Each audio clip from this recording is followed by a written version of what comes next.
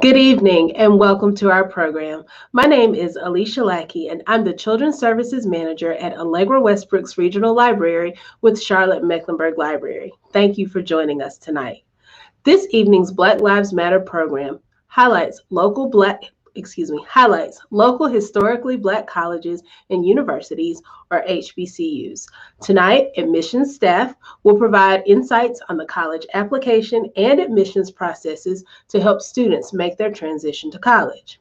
This evening, we're so delighted to have representatives from Johnson C. Smith University here in Charlotte, North Carolina A&T University in Greensboro, as well as from Clinton College in Rock Hill, South Carolina. Our moderator for the evening is Alex Reed. Alex is a library associate at University City Regional Library. Alex works with teen and adult customers. As we go through tonight's program, please feel free to put your questions and comments in the chat and we'll try our best to address them all. Now, I'll turn it over to Alex to introduce our panelists.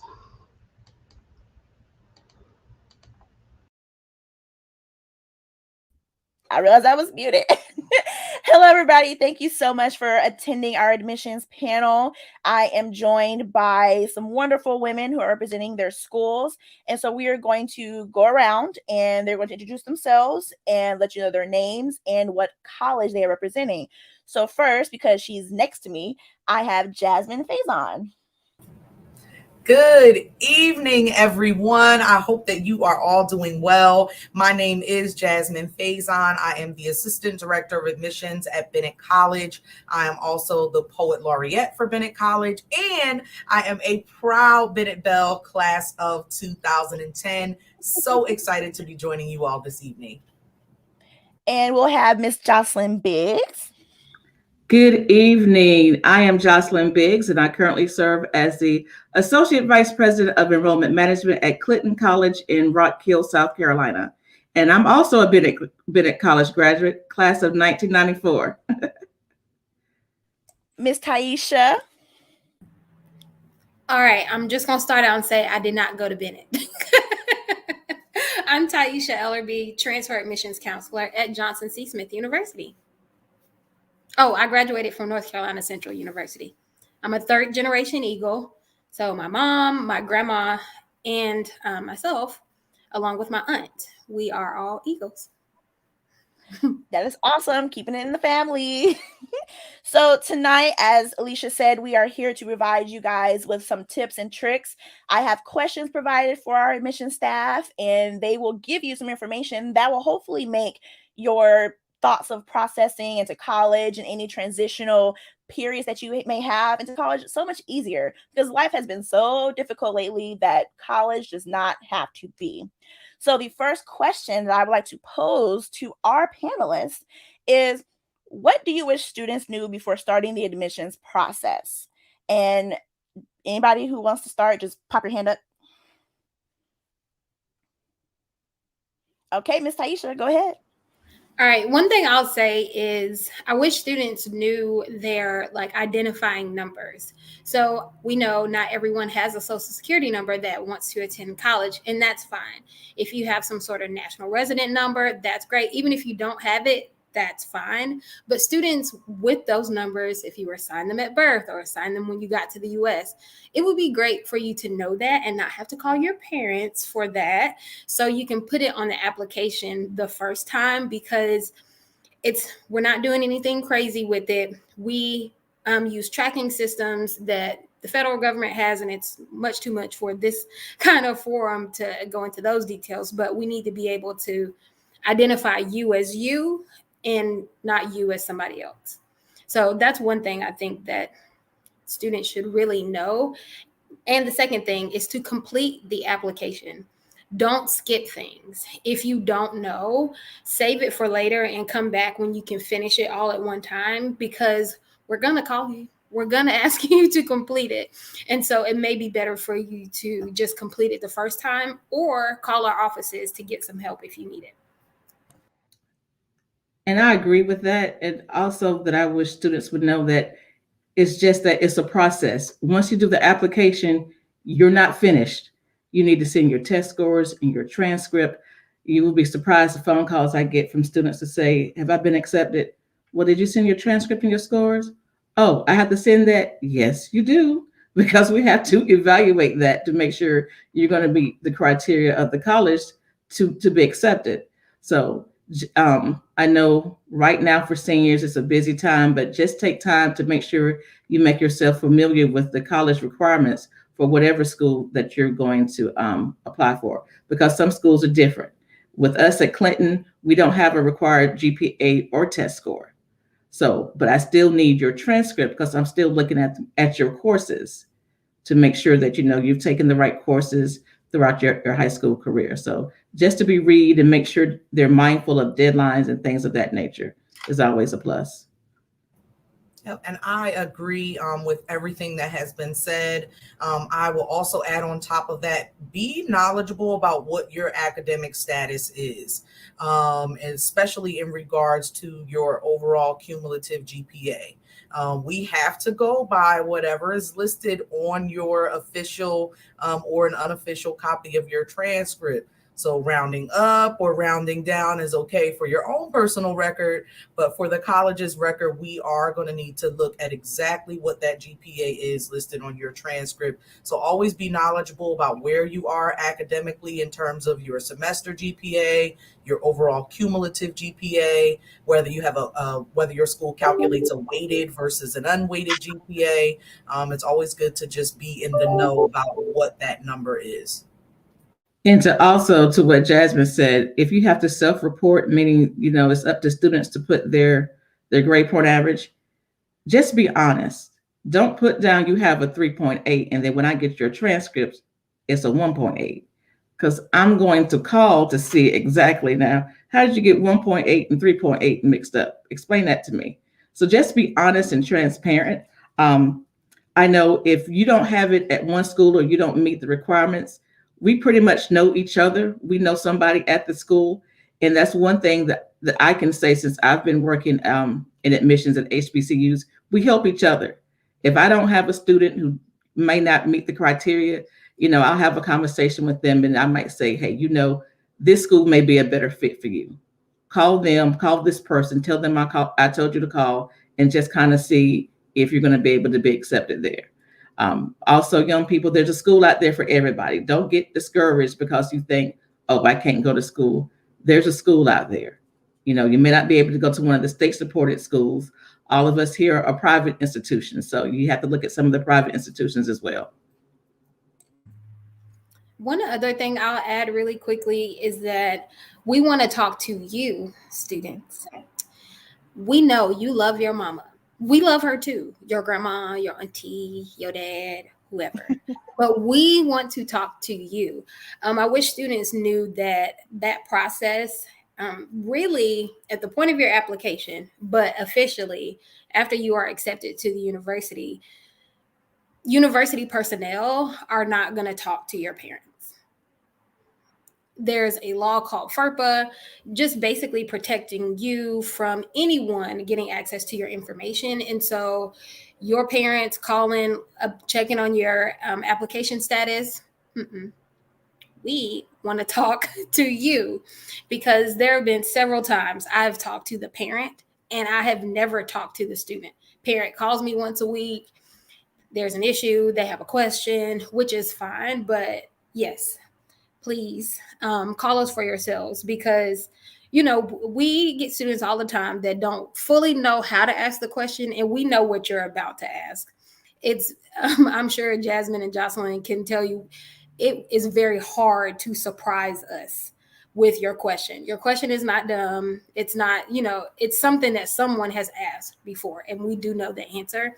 Another thing, this is a nitpicky thing, but it just, it's a me thing. Please stop writing your whole application in lowercase. Your name is capital. It has some capital letters in it for a reason. Please, your address, all those things.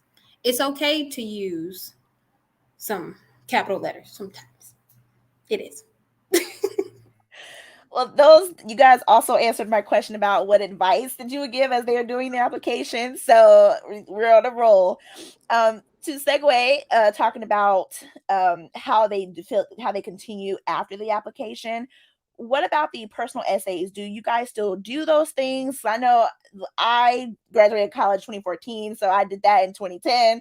So do you guys still do personal essays, or is that still part of the application process? And I guess formally, do you remember the most memorable essay that you've read?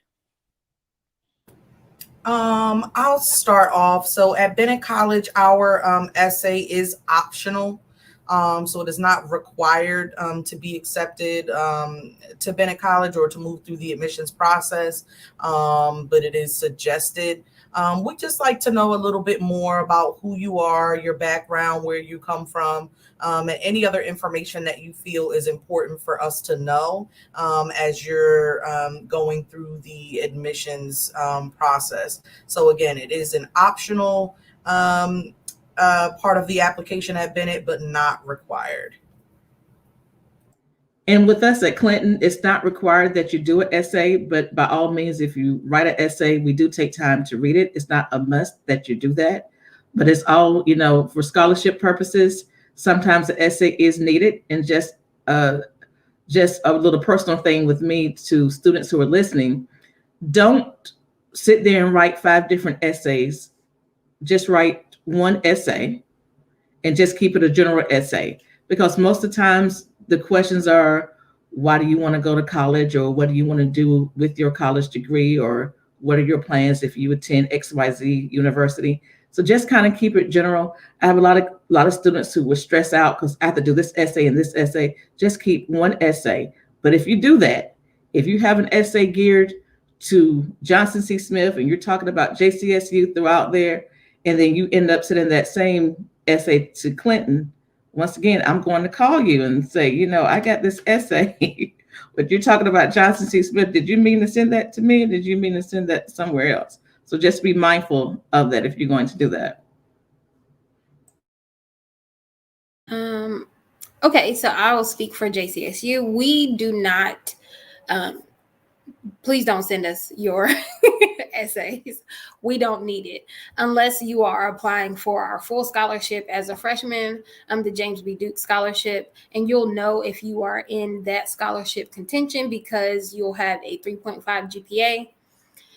And one of these requirements, either be the top 5% of your class, 1,200 on the SAT, or a 27 on the ACT. And at that point, you'll be invited to apply for that scholarship. That's provided you get your test scores and transcripts in by the deadlines. But other than that, please do not send your essays because we're not going to read it.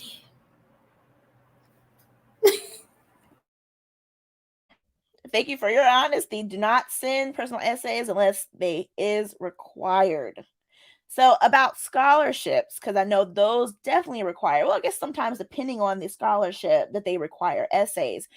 In particular for your school, do you have need-based grants or scholarships, maybe even for just in-state students or anything like that? I'll start off. We have presidential and merit scholarships at Clinton. If you're interested in that, the criteria is on our website. You can go there and complete an application. And there is an essay for that, like I said, for scholarships. And for students in South Carolina who may be listening, we have the South Carolina tuition assistance. And that's also some requirements with that certain grade point average. And I think an essay is probably needed for that. So we do offer those to students. And of course, we encourage students to do financial aid. A lot of students don't want to do financial aid. They say sometimes, I don't want the government in my business, or I don't want the government trying to find me. I still need you to do the FAFSA, because you'd be surprised at how much money you may get from the government. So just make sure you take time to do that and sit down with your parents. That is something that you need to do early on, is to complete that FAFSA and not wait until May and school starts in August and you're like, I haven't done the FAFSA yet. So it's like, okay, what have you been doing for the past couple of months? Students, parents, make sure your child does the FAFSA. It opened up for the fall, October 1st. So, go ahead and get the FAFSA done, and you can put as many schools down as you want on that FAFSA as well. I think is it 4? Is it 4 or 5? I forget. It's one of those. Was it I more think than it's 4-ish, 5-ish. Yeah. Yeah. Yeah, something like that. At Bennett College, we offer a series of admissions merit scholarships. So the criteria for those will be based on your GPA. So the first scholarship, you are eligible if you have at least a 2.5. And then, of course, the higher the GPA, the more scholarship dollars that you are able to receive. There is no separate application process at Bennett College to receive an admissions scholarship. That scholarship is automatically awarded based on the GPA reflected on your transcript. If you are receiving any of our other scholarships outside of the automatic admission scholarships, there may be a specific set of criteria that you'll need to follow. So that could include an essay, that could include a small interview, various things. We do require that all of our students complete the FAFSA in order to attend Bennett College. And again, through FAFSA, that will determine if you're eligible to receive any other type of need-based scholarships or grant funds. So again, the FAFSA is required to be a student at Bennett College. Admission scholarships are automatically awarded, no separate application process, but you may have a separate application process if you are applying for any other opportunities outside of those. Perfect. A lot of what I have to say echoes what both Jasmine and Jocelyn have said. So for JCSU, we do have presidential scholarships as well as other merit scholarships, and those are still being fleshed out. And we will have all of those on our website at some time, or you can contact your admissions counselor, your JCSU admissions counselor. So for transfer students, because those are my primary groups of students, there's one scholarship. No, there's actually two. So if you are attending CPCC, if you're attending York Tech in South Carolina, if you're attending Gaston College in North Carolina, as well as Rowan Cabarrus, we do have a Connect scholarship. So once you finish your associate degree and you come to JCSU in that third year, you do get an $8,000 scholarship upon the completion of your associate degree. So that's really great. It can knock out some things. So that's specifically a merit scholarship. And then whatever you get from the FAFSA is just added on to that, reducing your balance. Another thing I was going to say about the FAFSA, in order to get our merit scholarships, you do have to apply for the FAFSA as well, unless you are ineligible for the FAFSA. And you will know if you're ineligible for the FAFSA if you were not born in the United States. There are some super duper specific circumstances in national residency and all of those things where you could possibly fill out the FAFSA if you are not considered a citizen, but those are just really like one-offs. And if you have questions about that, let me know. Just a little plug for Smith. JCSU was the first HBCU to accept DACA and undocumented students. So we've been doing this, I love it. I love it. Shameless plug. Yes. So speaking about transfer students, since you brought that up, Taisha, and all of you guys can speak on this. What is the process like for transfer students? Is it the same as new coming, or what's the difference? What is expected for those transfers? And I guess how easy can it be?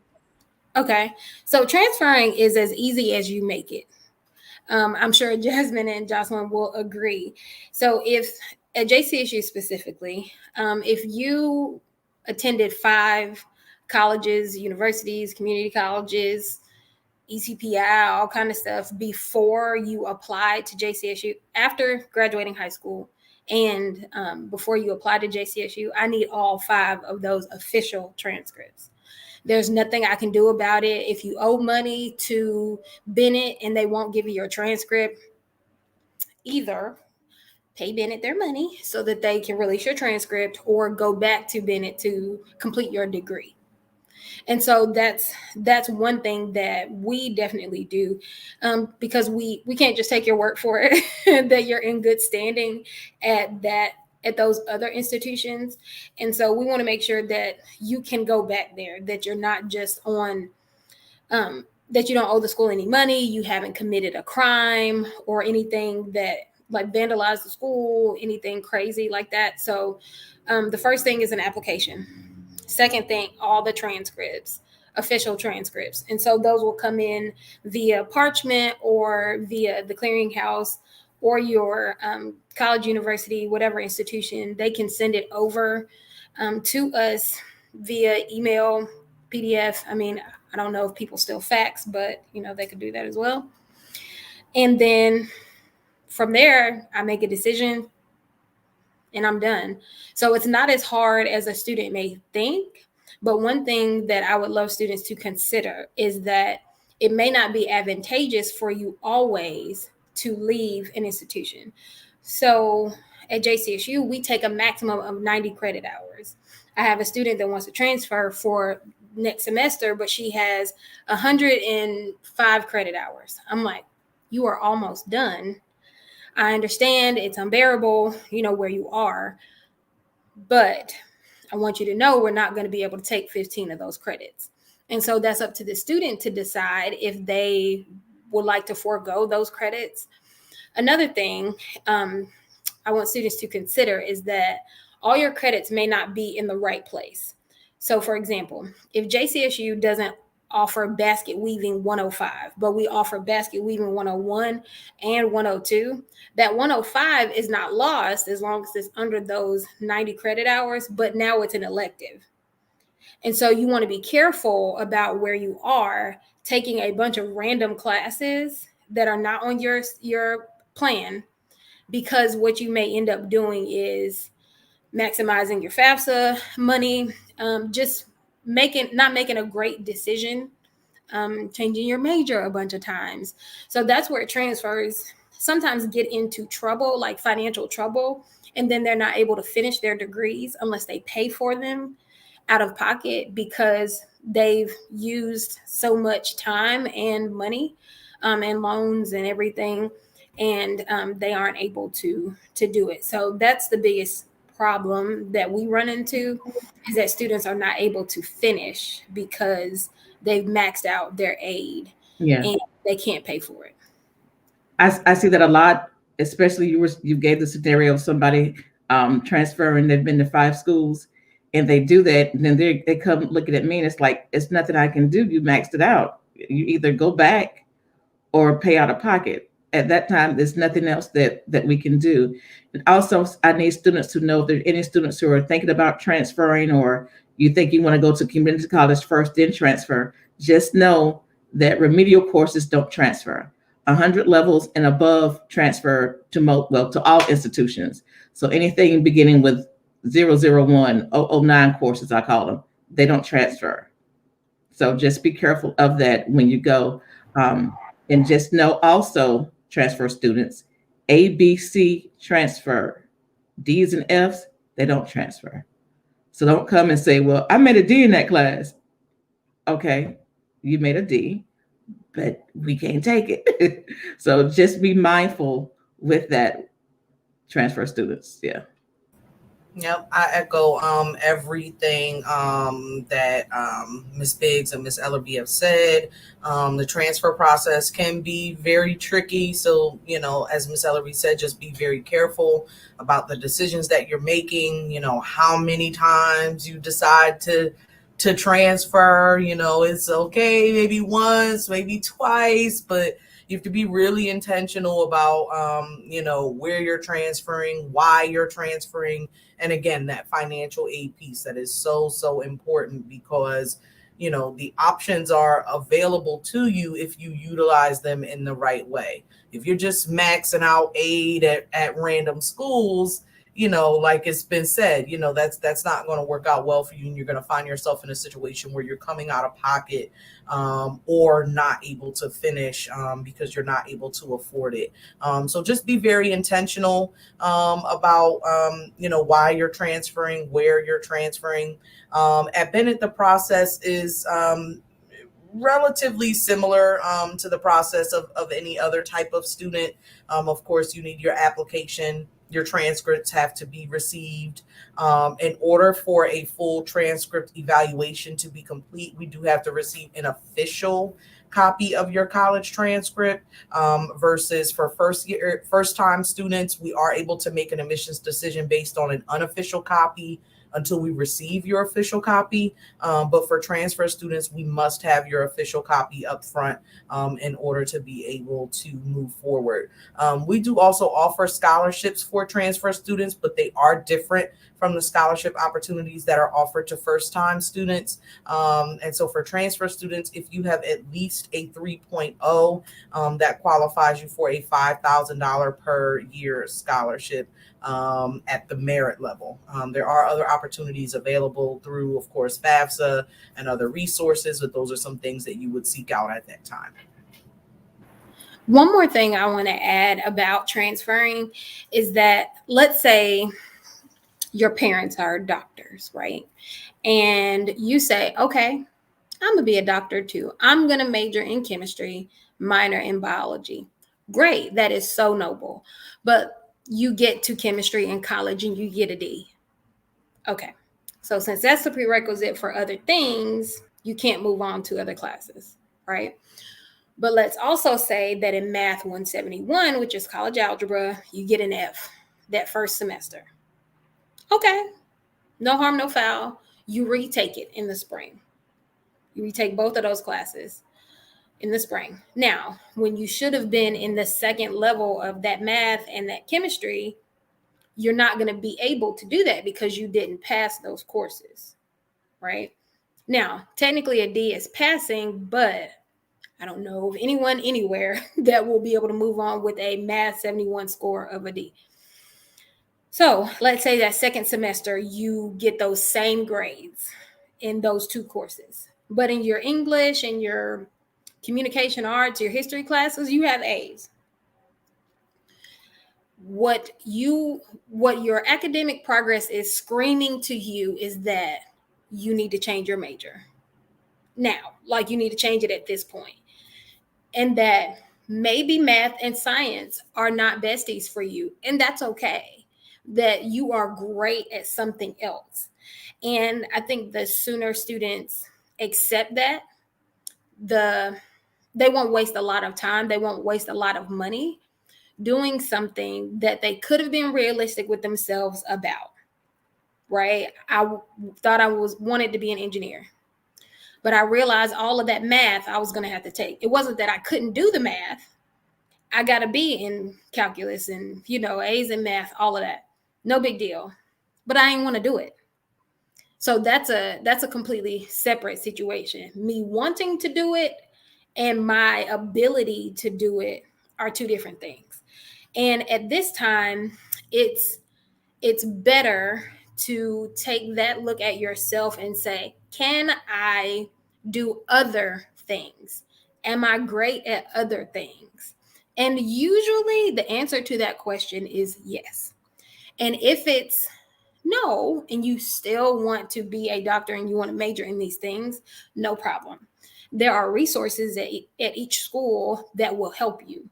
That'll help you to strengthen that math, that all of those things. So that's one thing I want students to keep in mind as well, because I just had to reject a student this week because he majored in math at one school, came out with a 1.1, majored in math at another school, came out with a 1.7. Now, at this point, it's not the schools. It's not the professors. They don't have it out for him. Something is happening. And this is the conversation I had with him. And he said, well, no one ever said it to me like that before.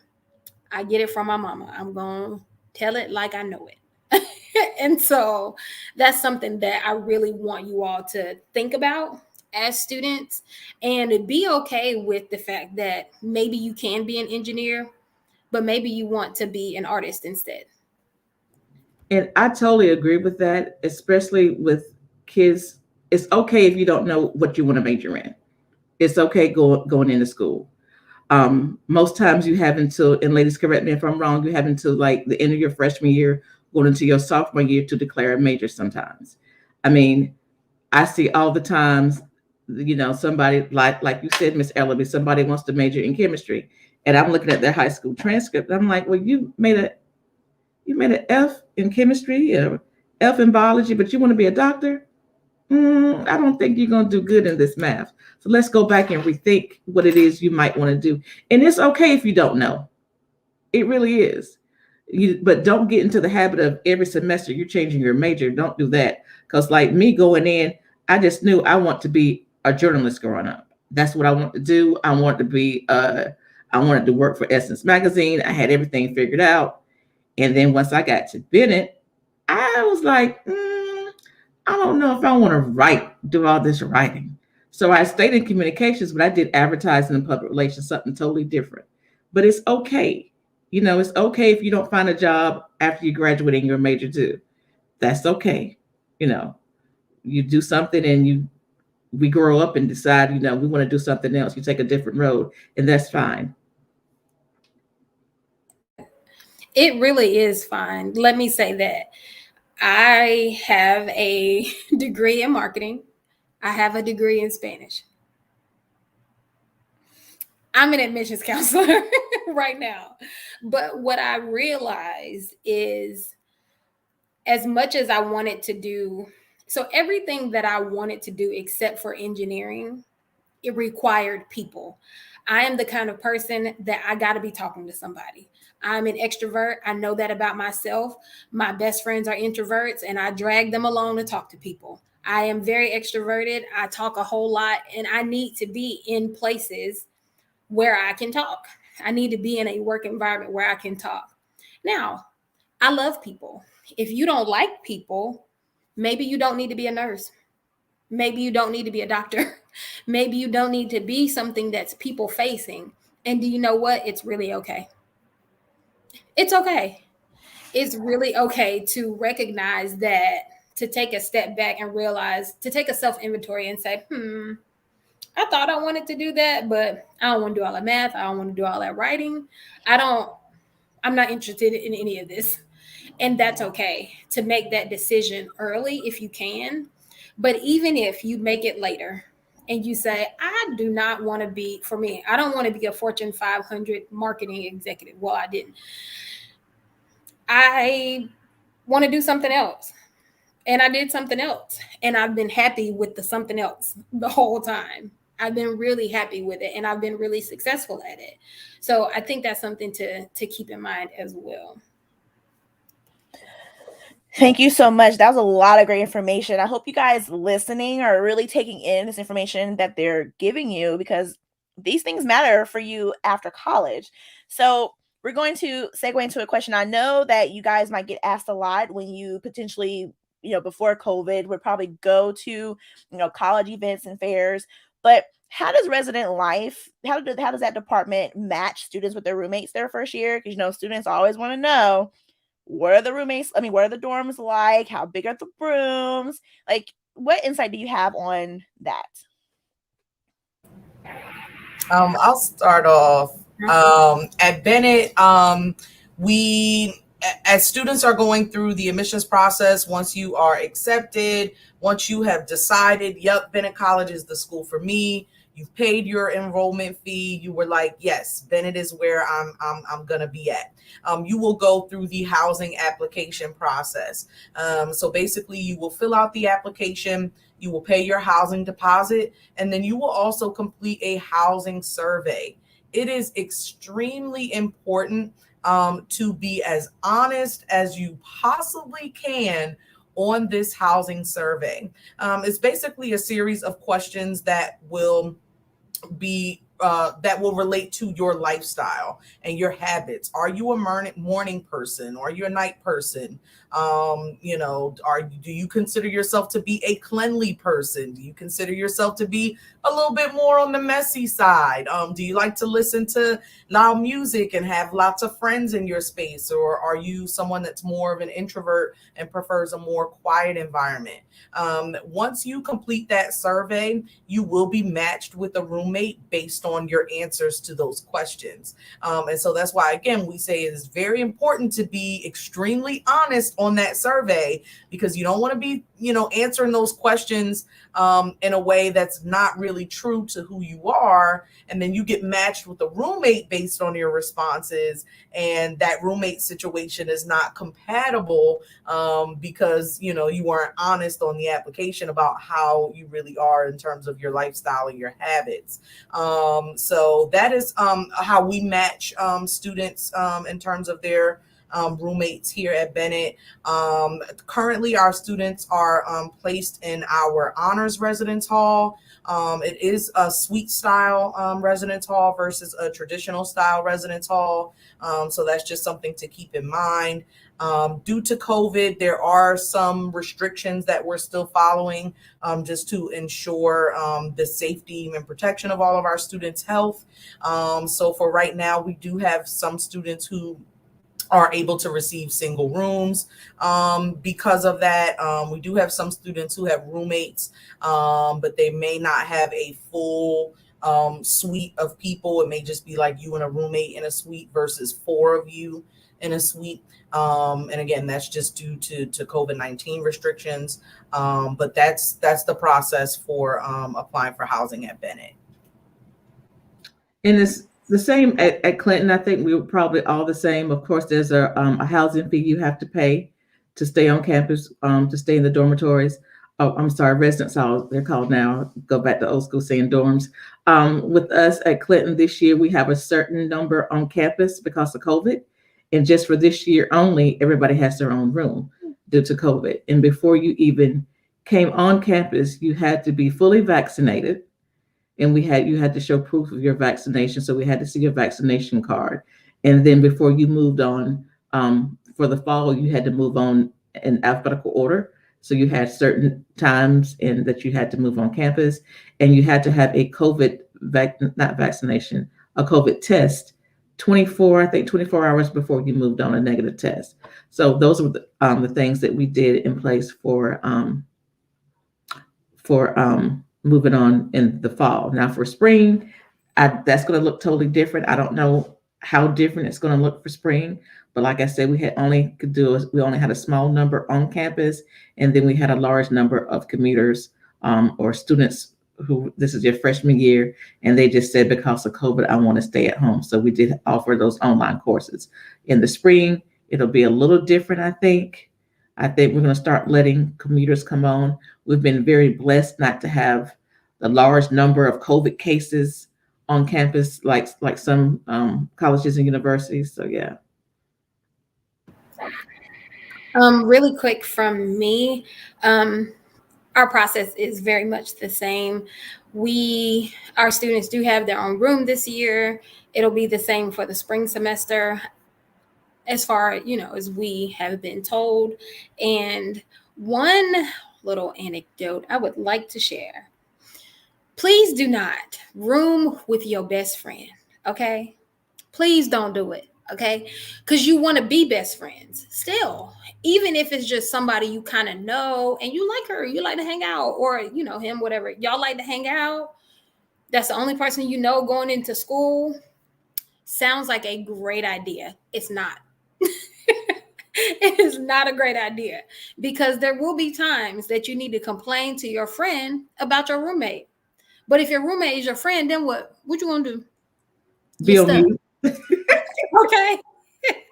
And I'm glad you said. I was going to say that, and I've been working in higher ed since '97, and I've seen a lot in admissions. And I'm going back to when I worked at Bennett, when I was director at Bennett.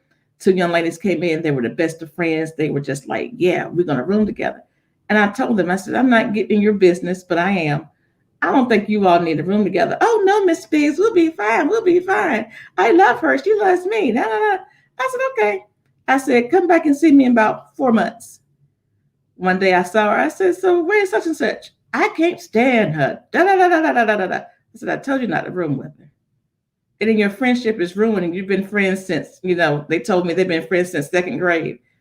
Don't do it. Now, young men, a lot of times they can do it. They really don't fall out. They fine, but it's the young ladies. Don't do it. It's the young ladies every time. Just don't do it. Every time. Every time. I had girls that were best friends. They cheered for me on the squad together, and they were roommates. 2:00 in the morning. The group chat is going crazy. And I'm an adult, so I'm asleep. Okay.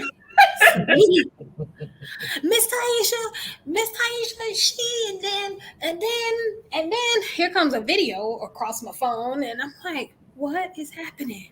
Yeah. They got the fighting, and they hate each other, and she's sleeping in my room now. Y'all, really? It's a lot. And you don't think it's gonna be a lot. You don't think it's gonna be a lot, but it is a lot. It is. You go to staff together, going to practice together. It's a lot. But just like Jasmine said, that's why it's so important that you be honest with that. Mm-hmm. I was lucky. I met my roommate in college when we did freshman summer institute at Bennett. I met her my freshman year. She was not supposed to be my roommate, but I met her and I wanted to room with her. So we roomed together. We were totally different. She was like the life of the party all the time. So our room was the party room, and I just wanted some peace and quiet sometimes. But, we managed. We never got into an argument or anything. But sometimes you're lucky like that, and you have a roommate, you look up and, you just click. So just be mindful and careful when you're doing that you're just being as honest as you can, because you may room with the person for the next 4 years. This may be your freshman year. You never know. Yeah, and be open to change. From my personal experience, I was a student who had some very interesting roommate scenarios.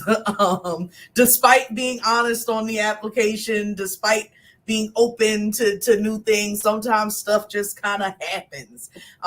So just be open to the options that are available to you if, for whatever reason, the situation is not ideal and you need to make a switch. Okay, those options are available to you. I think that is so true, to be open. I lucked out my freshman year. Shout out to Tyler. She was a great roommate, and I was lucky all my 4 years at Bennett 3 years, because I was already my last year, to have great roommates or great suite mates. So definitely be open. You never know who you might meet, what different experiences you may gain, what different cultures you may experience, different foods, different music. Like, you never know. So you should always be willing. And if you happen to get lucky to room with your friend later, because I got lucky my sophomore year, cherish that friendship. Like, seriously, cherish that. So because we know that roommate situations can be so difficult, and that college, especially the classes, especially those 8 o'clock classes, can really get you, what are some of the health and academic support services that are available for students? We do have academic support services or student support services there on campus. We do have a counselor there if you need to talk to, and sometimes you just can't talk to your friend or your professor. We do have counseling available on campus. So that we do have that resource. And also, as far as academic support or student support services on our campus, we do offer tutoring. We do have that. And we have TRIA on campus for our first generation college students. We know that sometimes that demographic is very hard for them to adjust being on campus and being away from home and all that stuff. So we do have support for students. A lot of times students don't want to seek help. It's there for you. It's nothing wrong going to talk to the counselor. Whatever you tell, he or she is going to remain in that office with them. So don't worry, that she's going to go or he's going to go tell somebody else. They won't do that. We're also a church-based college. We're affiliated with the AME Zion Church. So we do have a campus minister on campus too. So he's always available to talk to any students about any issues that they may have as well.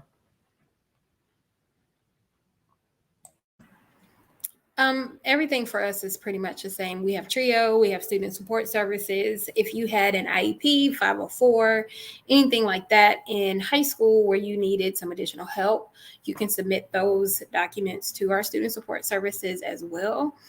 And yeah, we just don't have a campus minister. Yep, same here. We have academic support services. So we have the Office of Student Success.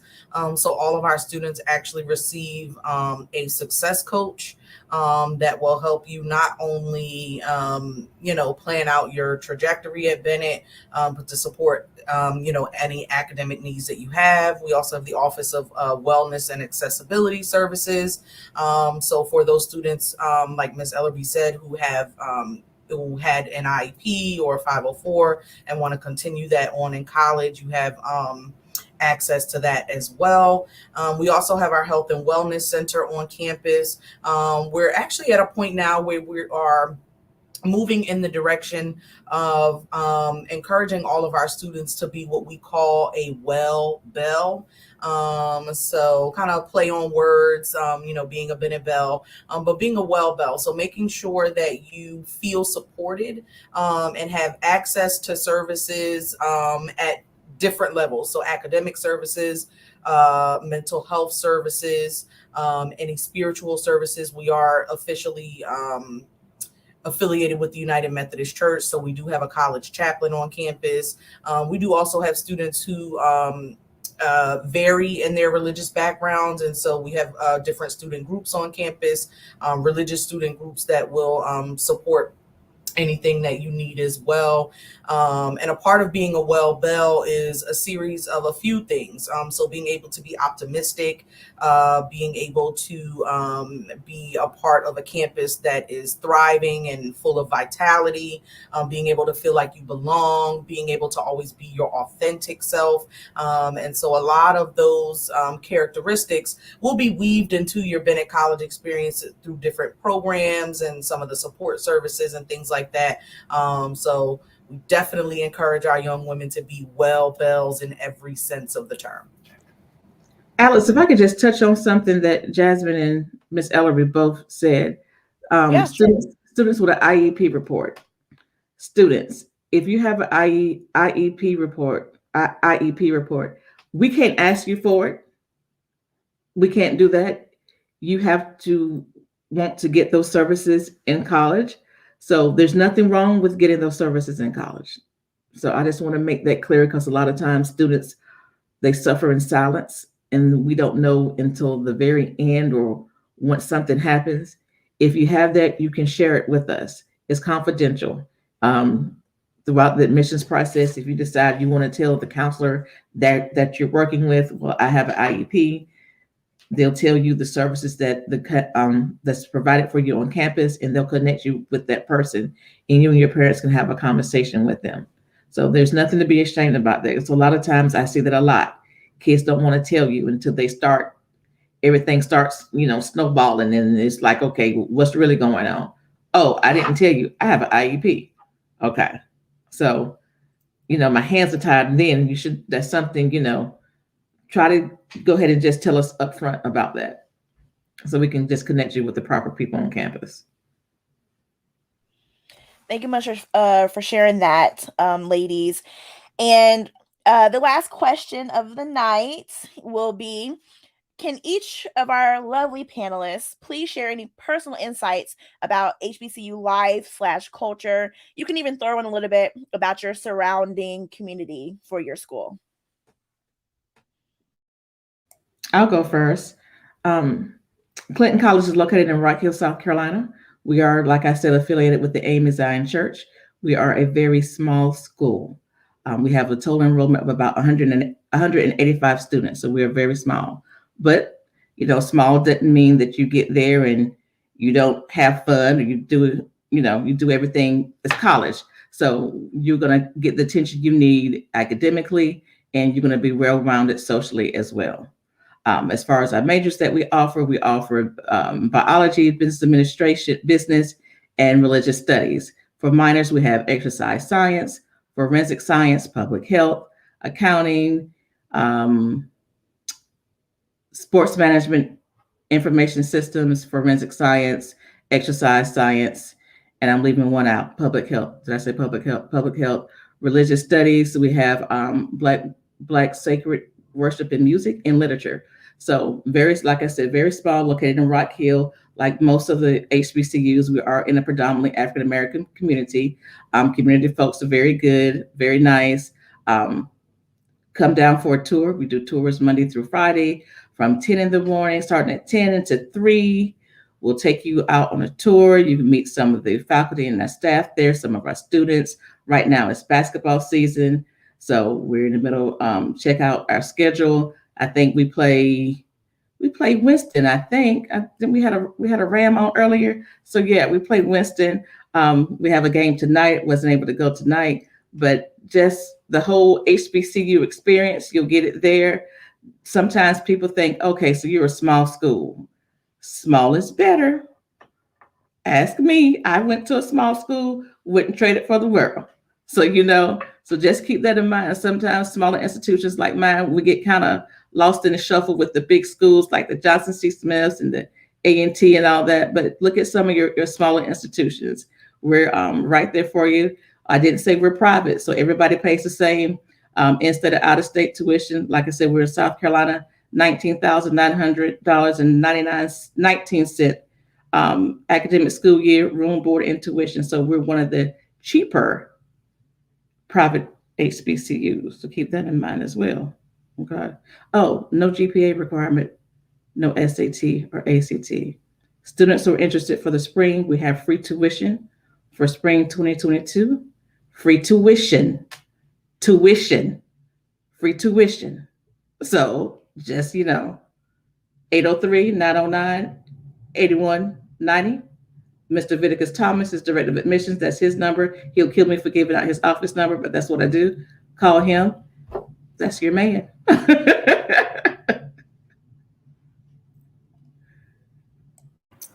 I guess I can go next. It's a hard act to follow, Miss Biggs.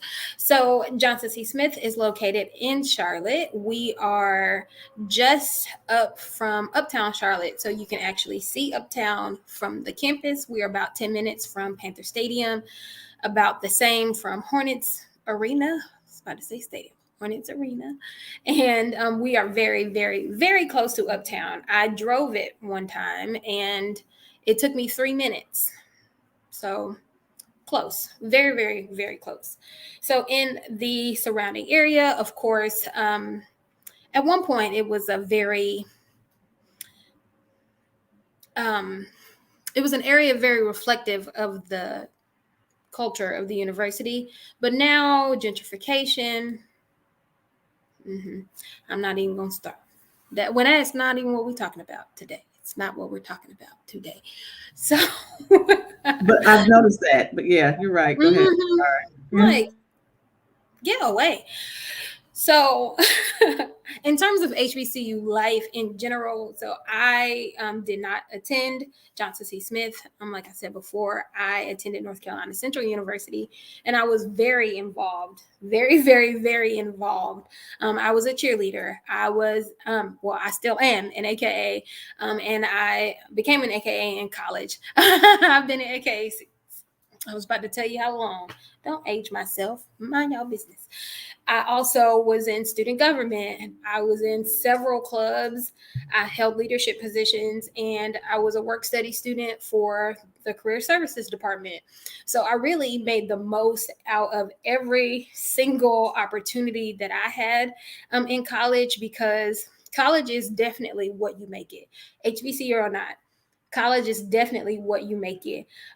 I know that one thing that I want students to know is that at HBCUs, I'm sure the panelists will agree, is that that's someplace where somebody is going to be looking out for you always, where our names may not be as big as some of the mainstream schools, but does that matter if you don't have somebody that loves you and that's thinking about you and wonders if you are okay? And if your mama calls looking for you, they'll be like, she all right. She okay. that kind of thing. You need that. You need that environment that's going to really just warm you up and make you feel good.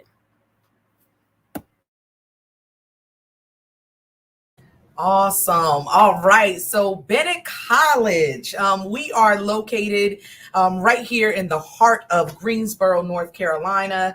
So not that far away from Charlotte, far enough for you to be able to be an independent young woman, do your thing, be away from your family and friends, but close enough for you to be able to get back home and to be able to celebrate and enjoy your family and friends on holiday breaks and other breaks of the sort. Bennett is a small private all women's college. Again, we are a small private all women's college. We are actually one of only 2 all women's HBCUs in the entire country. So a place like Bennett is very, very special, very, very unique. Like Clinton College, we are also a very small private HBCU. We have about 250 students, but small does not mean bad. Small is actually a good thing. Our student to faculty ratio is 7-1. So our students have small class sizes. They are able to really make meaningful, deep connections with their professors, other faculty and staff. Like Ms. Ellerby said, this is an experience where you are fully supported at all times, not just in the classroom, but outside the classroom as well. Because we're a women's college, obviously sisterhood is our thing. It is what we do. So you would be absolutely joining a wonderful and powerful network of young women from all across the country, from near and far. Some of our most popular programs are journalism and media studies, business, biology, psychology, and also social work as well. We have 39 clubs and organizations, 3 sororities, so a lot of activities for you to be involved in here at Bennett. Now, one of the great things about going to college just here in Greensboro is that Greensboro is a college town. So we are actually located directly across the street from North Carolina A&T State University, University of North Carolina at Greensboro, UNCG for short, also Greensboro College, Guilford College, High Point University, and we also partner with Elon University as well. So through that university network, our students can not only take classes at Bennett, you can also take classes at some of the surrounding schools. So coming to Bennett means you are getting the best of both worlds. You have Bennett, which is smaller, private, a very safe space, a space for you to be your authentic self, a space for you to feel supported at all times. But you also have access to the larger college experience by being able to take classes and participate in events and activities at some of the other schools. Our application is absolutely free. You can access that on our website. We are also available on the Black Common app as well, and CFNC for all of our North Carolina residents. We are a private school, so all of our students, like Clinton College, are paying the same tuition, regardless of whether they're in state or out of state. So young ladies, if you are looking for a home away from home, if you are looking for that place where you can really feel free to let your hair down, be your authentic self, but still gain a plethora of knowledge and skill sets that will support you as you are transitioning from girlhood into your womanhood, then Bennett College definitely is a good fit for you.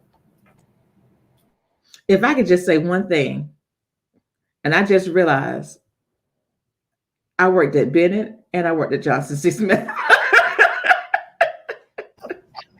Yeah. I was director at Bennett twice, and I was at JCSU for 8 or 9 years. Yeah, forget. So you got 3 great schools up here, young people. Take a look at all of them. Young men, unfortunately, you cannot apply to Bennett, but you have You cannot apply to Bennett. Yes, but JCSU and Clinton College will be more than happy to welcome you to the family. Yeah, I know Jasmine hears it all the time because we were in the office together. I want to be the first guy to go to Bennett. Yeah, no, sir. No, sir. Thanks, but no thanks. Exactly.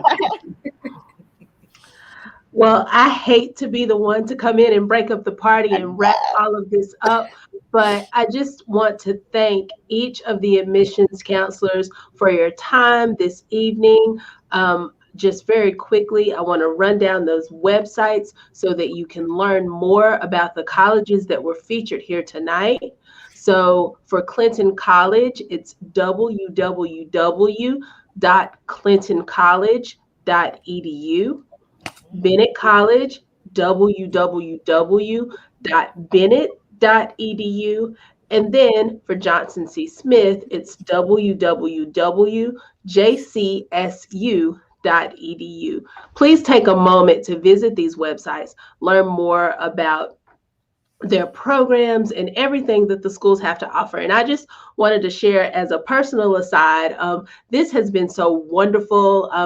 I said in the comments that I'm a graduate of Winston-Salem State University. So one of the things about HBCUs and HBCU culture that I really love is just the vibe and the feeling you get when you are among HBCU peers. It doesn't matter if you don't know each other. It doesn't matter if you didn't go to the same school, but you get this just unique feeling about being a part of this community that I haven't seen anywhere else. And as all of the women were talking here tonight, it just felt like I was among friends. And I was thinking, you know, my niece, she's in college right now, and she's not attending an HBCU, but I was able to arrange for her to have a tour of Bennett. And I felt like a belle for a day. And, you know, and I tried my best in that auntie way to convince her, yes, Bennett, that's the one for you. Do this. Yes, do it. And then just maybe about a month ago on PBS, I was watching, I think it's called Trail of History. And Clinton College was one of the colleges that was highlighted. It was Clinton College, Johnson C. Smith, and Livingstone College. My mom is a Blue Bear, so Livingstone College, HBCU love, right? So I learned about Clinton College. I'd never heard of it before, but it was just so well presented. And then to meet Miss Biggs tonight, it's just like, wait a minute, I've heard of that before. This seems pretty cool. And I work here at Allegra Westbrooks, which is literally down the street from Johnson C. Smith. So again, you have that sense of HBCU community. I'd like to thank, again, all of our panelists and Alex for doing such a wonderful job as our moderator. Please, please, Great. please visit Charlotte Mecklenburg Library's webpage to learn more about our Black Lives Matter programs. In 2 weeks, Alex will be hosting a student life panel, which will be featuring some student ambassadors from some HBCUs in our region. Some of the schools that are represented here tonight will be a part of that panel. And those things will be happening on IG Live.